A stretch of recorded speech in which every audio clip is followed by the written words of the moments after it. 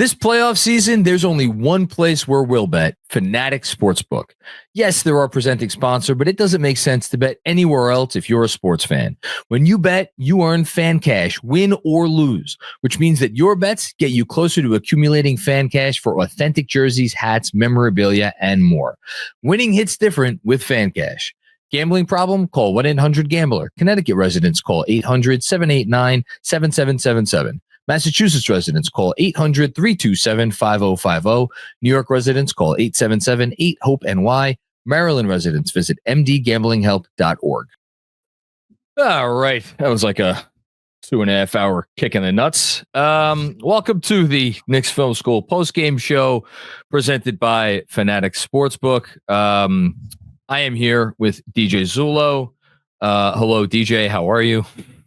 Great. It's a blast. Just spent the last 2.5 hours with you watching that thing that we're going to talk about. I mean, listen, I've seen a lot of Knicks tough losses in that building in playoff games. That's up there in terms of just being frustrated in a sustained manner, basically since the tip-off. And really, there was some brief moments of respite and joy, but all in all, it was as frustrating a game as you can certainly watch as a fan of this basketball team.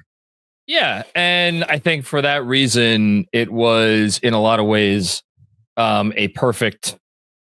It was a fitting contribution to the ledger for this season, because this season, like, look, they're going to win this in 6 games. They're going to win this in 7 games. They're going to lose this in 7 games. I mean, look, it's you lose the game, everything's on the table again. My guess is they will still probably win this series. And I picked Knicks in 6 beforehand. I don't know that I thought it was going to play out like this. But this is a team that really for the entirety of the season, and I think it's kicked into high gear over the final 3.5 to 4 months of the season. Just has looked like something that is less than the sum of its parts. A team that does not know how to exploit the talents that it has on the roster. And I think tonight it was just really sustained frustration on both sides of the court for different reasons. And the first thing that I just want to point out, or I want to say 2 things. One, I don't want to hear about the refs. Was the refereeing good? Probably not, but I don't care. If you're a Knicks fan and you enjoyed the end of Game 4, you don't get to complain about the refs for the rest of the series. That's how that goes. That's number one. Number 2, like I give the Pistons credit. I give the Pistons credit for not coming out there and like completely folding and making some winning plays. I mean, their defense in this series has been outstanding, and it has arguably gotten better as the series has gone on. And their defense tonight was really, really good. I think that's, we're gonna criticize the Knicks offense and some specific offensive players in particular tonight. But the Pistons are doing a lot of things to frustrate the Knicks, and that's what I don't know if I'm looking forward to talking about anything about this game, but I am. We'll talk about it. But this was not like the Pistons came in here and played some spectacular game. They shot 42% from the field. They shot under 28% from 3. They turned the ball over 14 times. The Knicks got 19 points off of those 14 turnovers. They missed 10 free throws. I know they got to the line 36 times. I got it. But they missed 10 free throws. They gave up 15 offensive rebounds to you. And Cade Cunningham was good. He was good down the stretch, which is more than you could say about Jalen Brunson in this game. It must be pointed out. I know JB wasn't on the floor there. We'll talk about that as well at the end. But 24 points on 6 of 17 shooting. He got to the line 12 times, made 11. That's not a great Cade Cunningham game. 8 assists, 5 more turnovers. He keeps turning the ball over like crazy in the series. So the Pistons did not come into your building in Game 5 and play the game of their lives. I know they won the game.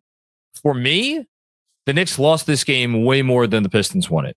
And I don't know if that's just my perspective as someone who roots for this basketball team and has had to watch them now for 86 games or 87 games, excuse me.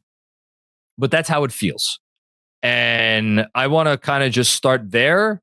And then we could get into some of the reasons why the Knicks went out there and affirmatively lost this game. Yeah, I think I certainly understand your perspective, and it's completely fair considering I think we all agree there is a talent discrepancy at play here. But I think right off the bat, it was clear Detroit was making the Knicks work in a very visceral way on offense, to the point where the Knicks struggled just not getting the shot off in terms of what they intended to do, but just getting to the point where that shot was available. They were taking away action after action, time and time again, with their physicality and their aggression. And, maybe the criticism for the Knicks is that they didn't play through that in a way that was good enough. And I think that is where at their best, you saw Towns play through that. You've seen, obviously, Brunson all Knicks' career play through that physicality. They really struggle to do that tonight. And, without going back and watching it a second time, it's hard to sort of diagnose where I put the credit to the Pistons or blame to the Knicks in terms of, how to differentiate. I thought the Pistons came out in a way that put the Knicks back on their heels offensively. And if it wasn't for OG Anunoby just taking the game over defensively, which is going to get lost, and it should get lost because he lost the game, but he was as good defensively as you can see a defensive player in a game for an entire quarter. If it wasn't for that, the Knicks were probably down 8 to 10 points in that quarter, because that's how much they struggle in the first quarter. Yep. They never got their footing offensively. I think it starts with, the fact that the Pistons were that good defensively. And then it was, the Knicks and their two stars didn't get it done. And you can mention the numbers again. I mean, when you have your stars perform in this way offensively, the Knicks were lucky to be down to the point where they had a shot to win this game with the way Towns and Brunson played. It was a putrid performance by both of those guys. There's not going to be a lot of praise dished out tonight, so we might as well just get it out of the way now. OG Anunoby, spectacular start to this game defensively, 3 blocks in the first quarter, and also they needed his offense too. Finished this game with 19 points on 8 of 13 shooting. He was the best offensive player for the Knicks, certainly in the half court, and I don't think that was close. But a really nice defensive effort from him. I thought Josh Hart, now his impact, you did not feel Josh Hart in the fourth quarter. Over the first 3 quarters, I thought Josh Hart played I shouldn't say that, because he made what was going to be the biggest play of the game right before the Cat 3, or what would have been if they had one of the biggest plays in the game if they had won. He also had some really good defense midway through the period. So I shouldn't say his impact was completely gone in the fourth quarter, but through the first 3 quarters, I thought he was the Knicks' best overall player, getting them into transition. He did some really nice things. And then obviously Mitchell Robinson going out there, grabbing 8 offensive rebounds, scoring 13 points, 2 blocks, 2 steals, a really nice game from Mitch. The Knicks did some nice things, but unfortunately, none of those things, again, other than some really nice possessions from OG, none of those things that they did that were good resulted in just good process half court offense. And I guess where I'm struggling with 2 things. Number one, is it as simple as your 2 best players, Karl-Anthony Towns and Jalen Brunson, took 30 shots and they made 9, 33 points on 30 shots, just like that's as bad a performance as you're gonna probably get from 2 All-NBA players in the same game. And the fact that it was a closeout game at home, and that's what you got for your 2 best guys. It's just really bad. We haven't even gotten to Towns' defense yet. We'll get there soon. So is it as simple as those guys just had a bad game, or what you're talking about with the Pistons, what they are doing? Is it frustrating the Knicks to the point where it's not that those guys can't and won't be better. I think they will, and they certainly can, and I think they will. But like, I guess what I'm asking is, has the Pistons defense figured out the Knicks? Because and as I'm asking that question, I'm thinking on one side of my brain, guys, you've had 4 games of this. Like, you know how they're playing. The fact that they went out there and they looked more inept in game 5 than they probably have in any of the other 4 games, that is like, I want to blame them. But on the flip side, the Pistons have now had 5 games to look at the Knicks offense. So is it possible, again, the question to you is, have they kind of figured out how to stop this offense? Well, if you think about it, the Knicks didn't, it's like game 4 was all about the shot making in the fourth quarter. Yeah. But if you look at that game on the whole, the Knicks offense struggled mightily most of that game. They had 100. But the first half they had they missed a lot of. I thought the offensive process in the first half of game 4 was better than anything we saw tonight. But continue. Yeah, and that's a fair counter. And they did have good moments in game 3, specifically Cat and the way that started. Yes. But if you notice, like that Cat trail 3, they really haven't had the sustained success from that option, other than a few spurts in game 4. All since game 3. So I think if you take that away and you understand like Cat posting up and like the value you get out of that, certainly the Pistons are living with Cat playing that game and just saying, you're not going to beat us with 7-8 post-ups a game. So then it's, where do you go from there? We can get into like, how much Cat Jalen pick and rolls did we see at pick and pop? It was, I probably counted 4 or 5. Like they certainly didn't go to it in a way that they felt it was going to generate some offense. Now I think there's a lot of like concerns regarding that. I think part of that is like Cat is not setting screens in a way that is allowing Brunson that avenue in that driving lane, which theoretically, even if they're going to switch it, or even if they're going to stay with Cat, if Harris is in the action, Brunson should have a driving angle, should be able to create in space with Cat popping behind the 3-point line. That makes sense, but there's something about that action that's preventing them from really leaning into it. And it's I said it during the playback. I wish I had truth serum to give the Tom Thibodeau and to just ask him, like, what is it about that 2-man game that you are resistant to allow yourself to just go to it in a way that is how they were going to that in November, December. Why is that gone away in such a way? That Cat's not able to screen these guys. Sar Thompson is a tough guy to screen. He's physical at the ball. He gets skinny around them.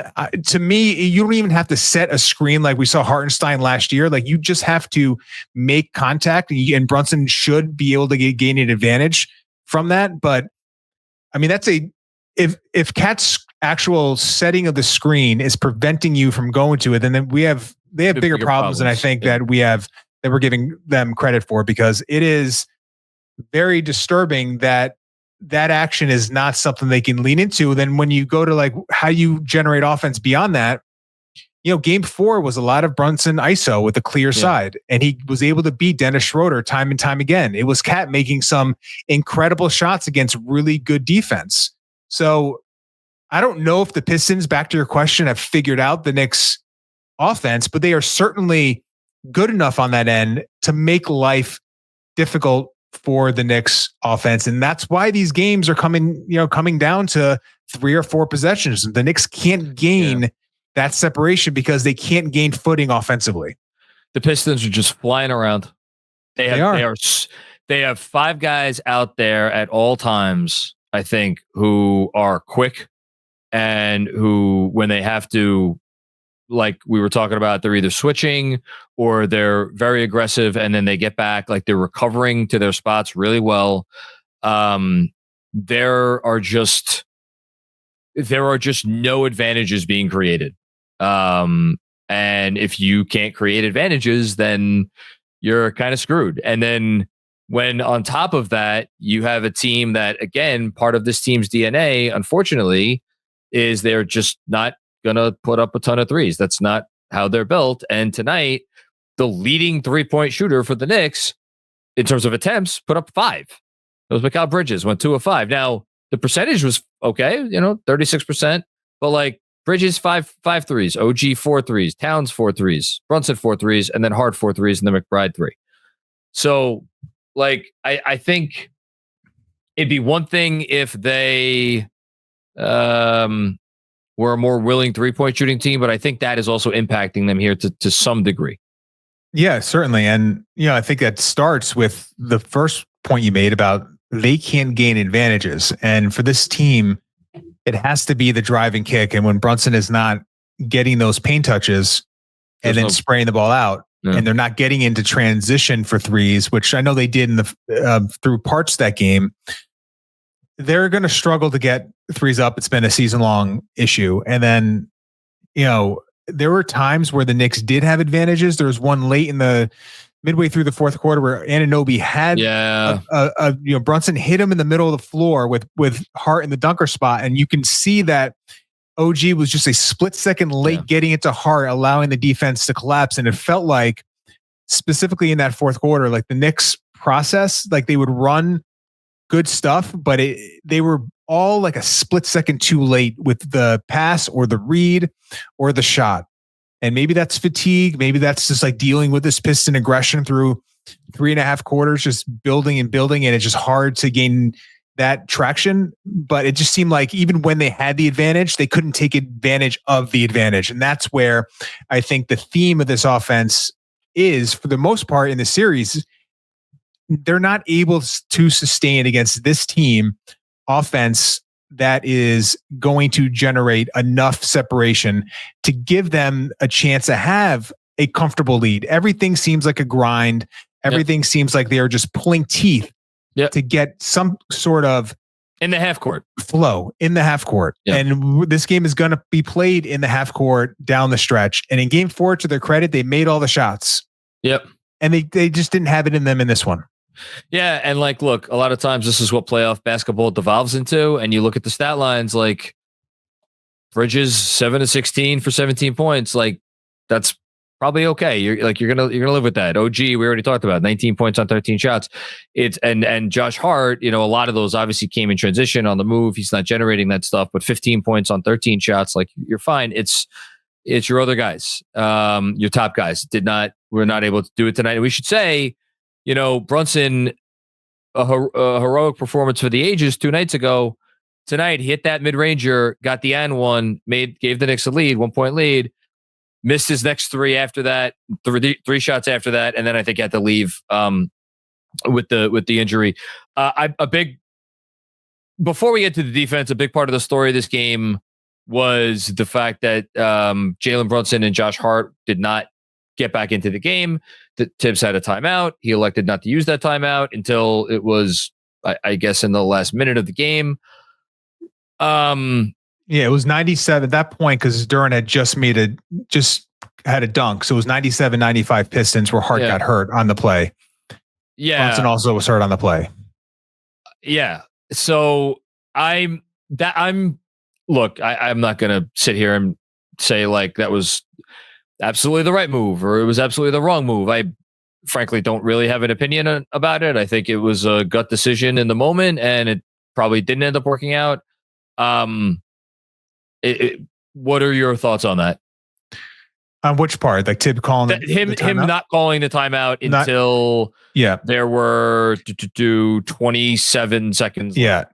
I thought it was in the moment. I kept thinking, just like he was probably thinking, they'll get a stop. They'll get a stoppage. They'll get a stoppage at some point. Like something will happen where we'll get these guys in the game because with one timeout left, I don't think in the moment, I didn't feel like he should have burned a timeout. Now in hindsight, listen, you lost too many possessions, but to me, that's Monday morning quarterbacking at that point. It's very unfortunate and very rare for there to be in that stretch of time in a close game in the fourth quarter in a physical game that you don't get one moment to get your players back in the game. So I think he was just playing the odds there. And I thought it was the right decision at the time. It certainly didn't play out that way. Yeah, I mean, and for whatever it's worth, the offensive possessions when they were out of the game, we had the Karl-Anthony Towns. They're actually crediting Harris with a block on that fadeaway that didn't even hit rim. Really bad attempt. It was an isolation, attempt. Middle of the floor. It was a turnaround, like 20-foot shot that had no chance of getting to the rim. Terrible. Bridges then missed a 6-foot pull-up, which I thought was a good look, and he just missed it. And then you had the campaign, a floater, a running floater that he's made all year. Missed that. I thought that was a perfectly fine attempt. And then you had Bridges with, I thought was a pretty good look from the corner. Right corner, yeah. Yeah, that missed. And then Bridges made the 2, and then Brunson came back in the game. So, again, there were I thought you got pretty good shots, all things considered. Other than the Towns shot, I thought you got good shots, all things considered, and they didn't go down. That leads us to the conversation about Cat. It had been a really good series for Karl-Anthony Towns up until this point. I remember, doing game 1 with you on the playback. We were raving, like actively raving about Karl's defense. Out of the gate and through the game, and we were like, man, if he gives this level of defense throughout the playoffs, maybe we could actually have some different conversations about this team and what they're capable of. And you said it on the playback tonight. It's been slowly getting worse and worse since then. Watching tonight, for me, it felt like it fell off a cliff. And when it's one thing if you are getting either the individual offensive production from Karl-Anthony Towns, which you did not get tonight, or you are getting even the impact on your team's offense from Karl-Anthony Towns, which his impact on the team's offense tonight wasn't as good as the guy who was backing him up, because at least Mitchell Robinson was giving you second chance opportunities and setting better screens. If we're really calling a spade a spade. So you're not getting any of that stuff on offense. And on defense, it was just given the spot that they were in and the stakes and all that. It's the worst defensive game he's played all year. I don't even think that's a controversial statement. No, not if you're considering the stakes. Absolutely. This was the worst he's been. And Sar Thompson scored 22 points. I can't imagine that. Most of those had to have come at a direct result of Cat being high at the screen, being an absolute zero in terms of impact at the level of the screen. The advantage being created with Duren or Thompson getting behind into the paint, and then the 4-on-3 in the back end, and the Pistons doing a really good job of converting off those. It was game 1 where we saw Cat at the level and then impacting the ball, generating deflections, steals, not allowing Cunningham to get the ball to the short roll and the Pistons to be able to play out of it. And they have athletes back on the back line that can finish above the rim, Duren and Thompson. So if you allow them to have these advantages, and they're better than you think in terms of processing those 4-on-3s, they're going to pick you apart. And Cade, to his credit, is going to make the right play. Like, he's not going to press the action. And when you're in this in-between area, and I saw it first in game 2, and it has gone, as you said, downhill and fell off a cliff today. If you're going to be at the level and you're not impacting the ball, then you were just inviting 4-on-3s, and your defense can't function in that way. No. It's either got to be aggressive, where you are hands active and you are making every pass Cade makes a challenge, or you are just dropping back and you are playing conservatively and maybe not allowing some of those finishes at the basket. The in-between, which is where Cat has been a lot in this series now, can't happen. And that's where the problems lie. And that's when you see Mitch come in the game and you're like, wow, this is being active at the level and the deflections. And we're not saying he needs to be Mitch, but you need to be an impediment as a screen defender when you're tasked with being at the level. And that's something that, listen, we heard all off season or all, after the trade, that Cat can play at the level and he could be effective, and he's not a drop big. We know that drop coverage has been a problem for him, but we haven't seen enough of it for me to feel confident he can do this. And this is what his playoff career has been. Frankly, It's been, Cat's had some good games, and we see whether it was you pick a series, you could point out where Cat was great on both ends in every series he's ever played in. There's been games, but there's also games like this where it just doesn't happen for him. And tonight it was so damaging because, to your point, it was on both ends of the floor. And you are going to struggle generating team defense if you are consistently pierced at the level of the screen. So heading into game 6, and how frustrating is it that we have to now talk about adjustments heading into a game 6 in Detroit? Yeah. But here we are. I don't know. Go ahead. No. What were we going to say?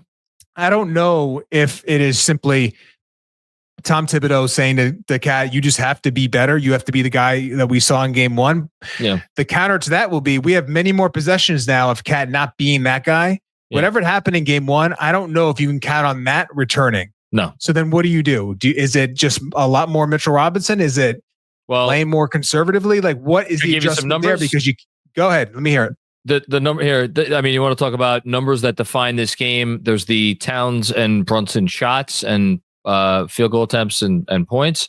And then there's the starting lineup in 21.55 or 21 minutes and 55 seconds tonight.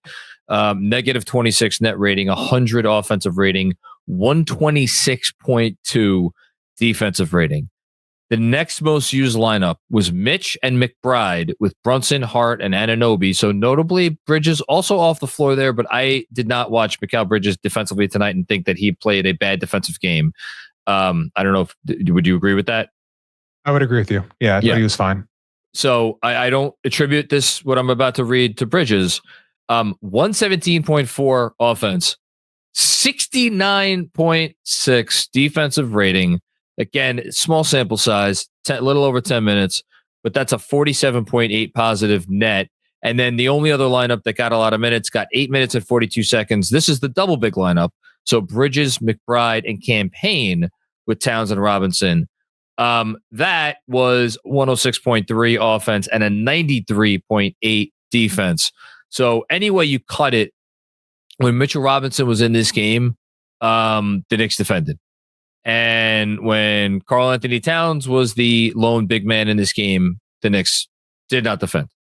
So now we go back to Detroit for game 6, and let's end with maybe a little bit of big picture talk. Look, Brunson seemed to hurt his ankle there at the end. That's not ideal. Your turnaround time is 48 hours. Josh Hart couldn't get off the floor. Now, look, Josh Hart played in game 7 last year and actually played, decently with an injury that would have kept a normal human in a wheelchair for 3 weeks. So I'm sure Hart will go in game 6. I'm sure Brunson will go in game 6. But you are not at full health probably now. You're tired for sure. And you could tell they got more tired as this game went on. And you got a Piston team and a city and an arena that's going to be fired up. And, probably should have beat you in game 4. So you have really opened up Pandora's box here by coming out and, not taking care of business. And again, I understand we've talked about all the reasons why they didn't take care of business tonight. It's not like they came out and they didn't care. It's not like they came out and they didn't give an effort. It's not like they, it's just they played poorly. They executed poorly. And now they have to go and they have to execute better and in a place where it's, look, they just won 2 games there. So it's not like they can't win. Either way, Boston is up 25 with 5 minutes to go in the fourth quarter. So Celtics are going to be able to rest. What is tonight? Mm-hmm. It's Tuesday. This is a Thursday game. Even if you win it in game 6, you're going to get maybe you might be back on the court on Saturday. At latest, probably on Sunday. Although I shouldn't say that. I don't know what the next round schedule is going to be. And that's if you win game 6. And there's also the possibility you lose game 6. And then I don't want to go too far afoul here because it gets into a whole host of conversations. Like if the Pistons ever did come back in the series and won it in 7 games, like at that point, like how much more like, you're already traveling down this road. Like that would be bad. That would just be really bad. And all things considered, I think you want to avoid that disaster scenario. And did losing tonight make your job that much harder? Although I don't know how much it's actually going to matter against Boston. Yeah, it probably did. And between that and like the big picture stuff that is the reasons why they lost this game tonight, it's frustrating evening.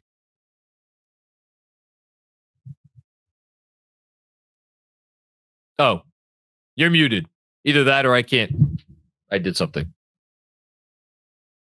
I think you're muted because I can't hear you. Kev, can you hear DJ? We're closing the monologue. Oh, he can hear you? Okay. Don't hear him. Okay. So then it's just me that I can't hear him.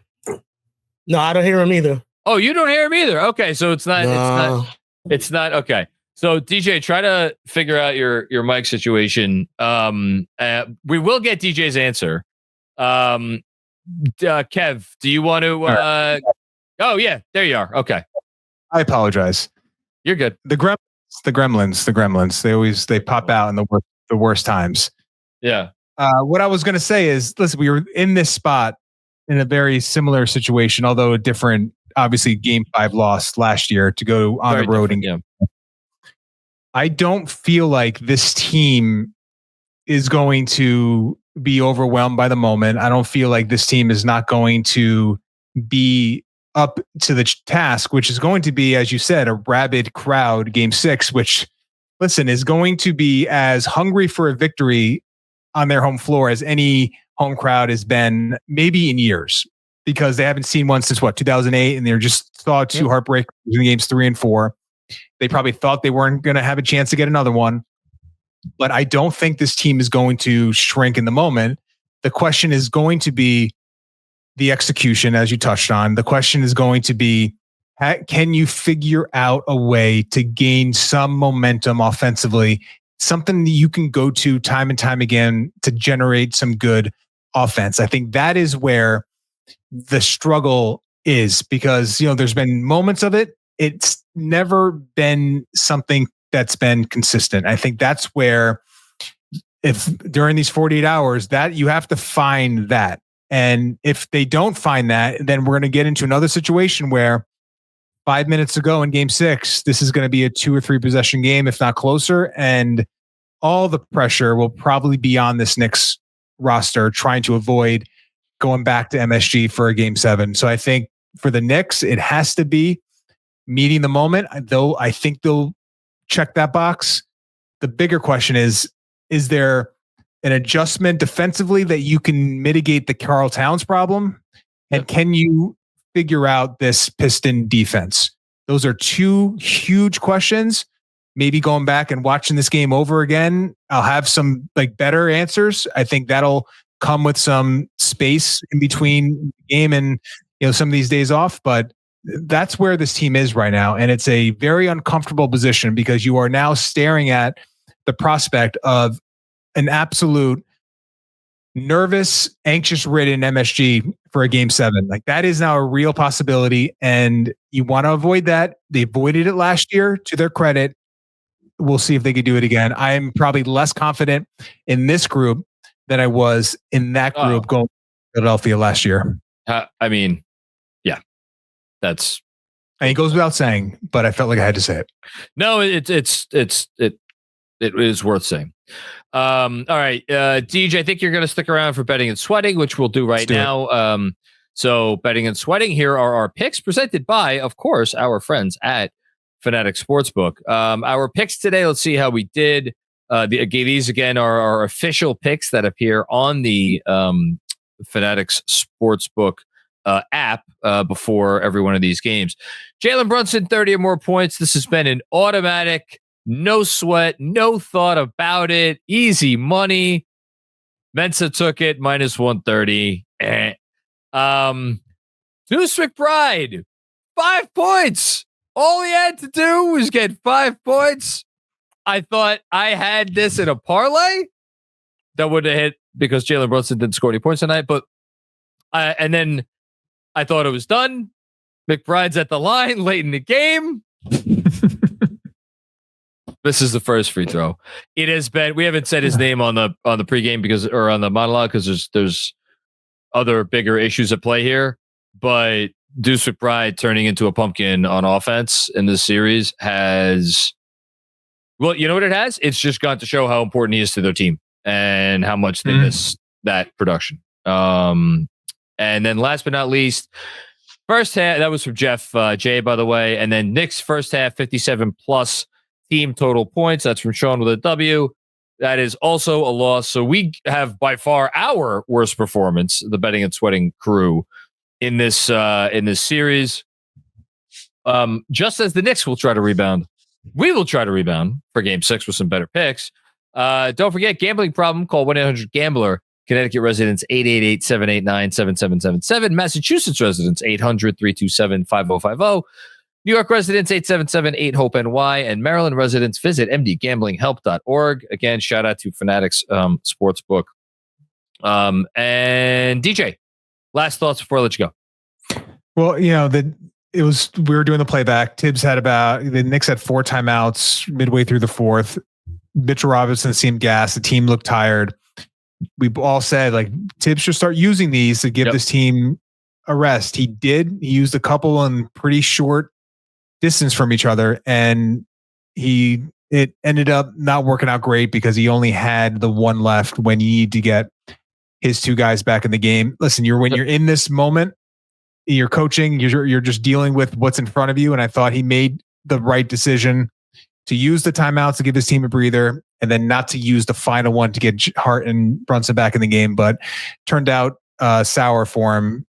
We'll have some coverage on this. If you want to check out our Patreon page, the Brunson tier. I'm going to do some film work tomorrow. We'll try to work through it, figure out what's going on, see if there's anything we can diagnose for a potential Game 6 adjustment. It is what this team has been, figuring, never doing things the easy way. We'll see if they have one more tough one in them. They'll close it out. Game 6 in Detroit. I lied. You're sticking around for one more super chat. Sure. This one, courtesy of Fanatic Sportsbook. So this time it's $150 in fan cash. Since the 99 Knicks were the last team to close the series at MSG, what 99 throwback jersey, this is your question, Deej, are you getting with your fan cash? $150 can get you a nice jersey. Throwback spree is $135. PS, save $15 for your Game 6 bonus bet. So that's a plus. Yeah. Deej, what's your throwback jersey? Well, Allen Houston was my favorite Knick from that run. Okay. So Allen Houston, number 20, would be my pick. And in that closeout game against the Pacers, Allen Houston had about 32 points and was the best Knick on the floor, carrying the Knicks on his back with Patrick Ewing out and Larry Johnson getting hurt in that game to win that game. So I think I'd go with Allen Houston as my throwback. Sprewell is my favorite Knick. I had a Sprewell jersey. I also had an LJ jersey. I think the best player, I don't know about in that game, but the best player in that series was Marcus Camby. So I would go with number 23 for my throwback jersey. Okay. Thank you, Fan Cash or Finesse Sportsbook for that, for the Fan Cash. Thank you, DJ. Look out for what DJ has coming in the hopper on Knicks Film School Patreon and all the other great stuff. Thanks, man. All right. I'll talk to you soon. Yep. Looking back, did we really think they were going to win this game and end this series in 5?